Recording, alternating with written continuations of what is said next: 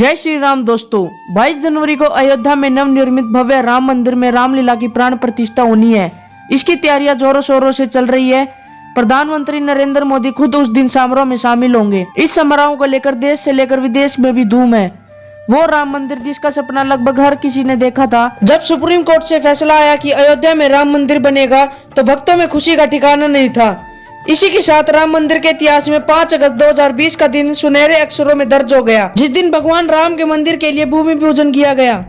पर दोस्तों, राम मंदिर का फैसला इतना आसानी से नहीं आया था। इसके लिए राम मंदिर से बहुत सी चुनौतियों से गुजरना पड़ा था। तो चलिए दोस्तों, बिना देरी किए वीडियो को स्टार्ट करते हैं कि आखिर कैसे राम मंदिर में इतने सारे विवाद हुए थे और राम मंदिर का इतिहास जानेंगे आज की इस वीडियो में। अगर आप मेरे चैनल में पहली बार आए हैं तो प्लीज चैनल को सब्सक्राइब करके ऑल पे जरूर प्रेस कर देना।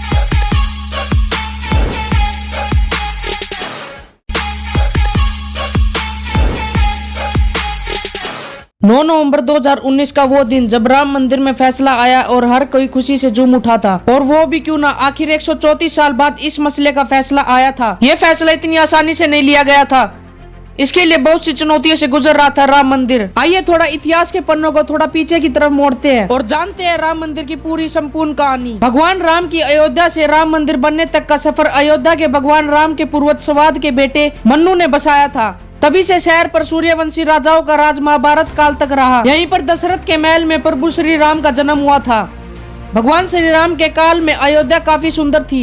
ये इतनी सुंदर थी कि इसकी तुलना स्वर्ग से की जाती थी। कहते हैं कि भगवान राम के जल समाधि लेने के बाद अयोध्या कुछ समय के लिए बिखर गया था, लेकिन उनकी जन्मभूमि पर महल पर वैसा का वैसा ही था।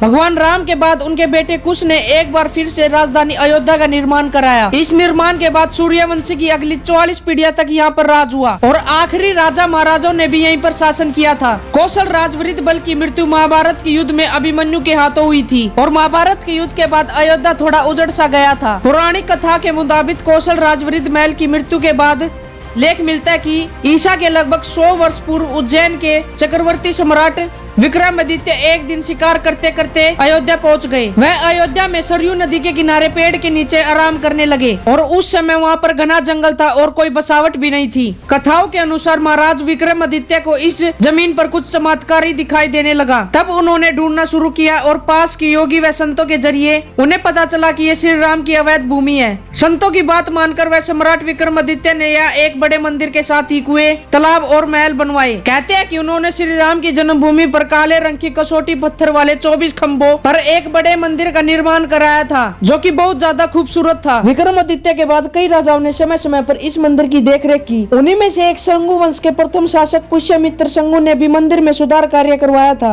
इसके बाद ईसा 11वीं सदी में कन्नौज के राजा जयचंद आए तो उन्होंने मंदिर पर सम्राट विक्रमादित्य के नाम को उखाड़कर अपना नाम लिख लिया था। और इसके बाद पानीपत के युद्ध के बाद भी जयचंद महाराज का अंत हो गया। फिर उसके बाद भारत प्रदेश पर मुगलों का आक्रमण बढ़ने लगा। आक्रमणकारियों ने काशी, मथुरा के साथ साथ अयोध्या में भी लूटपाट की और फिर पुजारियों की हत्या कर मूर्तियों को तोड़ने का काम जारी रखा। उन्होंने पूरे देश में मूर्तियों को तोड़ा, मंदिरों को तोड़ा, लेकिन 14वीं सदी तक अयोध्या के राम मंदिर को तोड़ने में सफल नहीं हो पाए। मुगल काल पर देश पर जगह जगह पर आक्रमण हो रहे थे, लेकिन उनमें से तब उन्होंने सबसे झेलते हुए श्री राम की जन्मभूमि पर भव्य मंदिर 14वीं सदी तक बचा रहा। ऐसा कहा जाता है कि सिकंदर लोधी के शासनकाल के दौरान भी यह मंदिर मजबूत था। 14वीं शताब्दी में हिंदुस्तान का अधिकार लगभग छीन ही लिया गया था और उसके बाद ही राम जन्मभूमि अयोध्या को नष्ट करने के लिए कई अभियान चलाए गए थे और आखिर में 1527 से लेकर 1528 के बीच में इस मंदिर को तोड़ा गया और उसकी जगह बाबरी मस्जिद का ढांचा खड़ा किया गया। और ऐसा भी कहा जाता है दोस्तों, बाबरनामा के मुताबिक 1528 में अयोध्या पड़ाव के दौरान मस्जिद निर्माण के आदेश भी बाबर ने दिए थे। और तब मुगल साम्राज्य के संस्थापक बाबर ने एक सेनापति ने बिहार अभियान के समय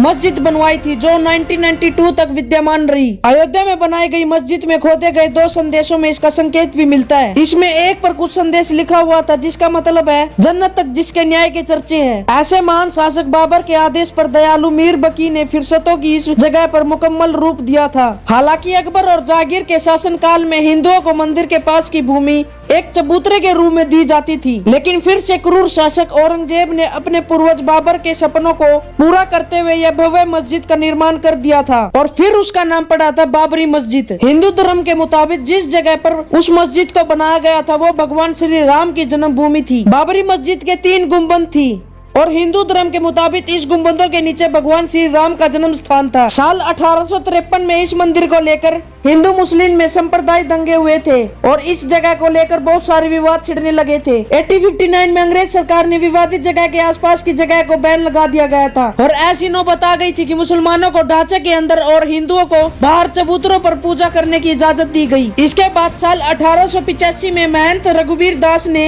अदालत से मांग की कि चबूतरों पर मंदिर बनाने की इजाजत दी जाए, लेकिन इस मांग को खारिज किया गया। साल 1949 200 साल पहले इस मस्जिद को लेकर छिड़े विवाद को उस वक्त किसी तरह अंग्रेजों ने शांत कर दिया था, लेकिन असली विवाद शुरू हुआ 23 दिसंबर 1949 को भगवान श्री राम की मूर्ति मस्जिद में पाई गई। हिंदुओं का कहना था कि भगवान राम प्रकट हुए हैं, जबकि मुसलमानों ने यह आरोप लगाए थे कि रात में किसी ने छुपकर मूर्ति वहां पे रख दी थी और उस समय यूपी सरकार ने मूर्ति हटाने का आदेश दिया। लेकिन जिला मजिस्ट्रेट के नायर ने दंगों और हिंदुओं की भावना को भड़कने के डर से इस आदेश को करने के लिए मुश्किल जाहिर की। तब सरकार ने इसे विवादित मानते हुए इसको ताला लगा दिया। साल 1950 में फैसलाबाद कोर्ट में 2 याचिका दायर की गई, जिसमें एक याचिका में रामलला की पूजा करने की मांग की गई, दूसरे याचिका में विवादित ढांचों में श्री राम की मूर्ति रखने की इजाजत मांगी गई। और ऐसे कई सारे विवाद राम मंदिर के बनने के लिए हुए और 9 नवंबर 2019 का वो दिन जब राम मंदिर का फैसला आया और 5 अगस्त 2020 का दिन सुनहरे अक्षरों में दर्ज हो गया, जिस दिन भगवान श्री राम के मंदिर की भूमि पूजन हुआ और आखिरी में जीत हुई सनातन धर्म की। और जाते जाते कमेंट सेक्शन में जय श्री राम जरूर लिखना और वीडियो अच्छी लगी तो वीडियो को लाइक करके चैनल को सब्सक्राइब जरूर करना। जय श्री राम।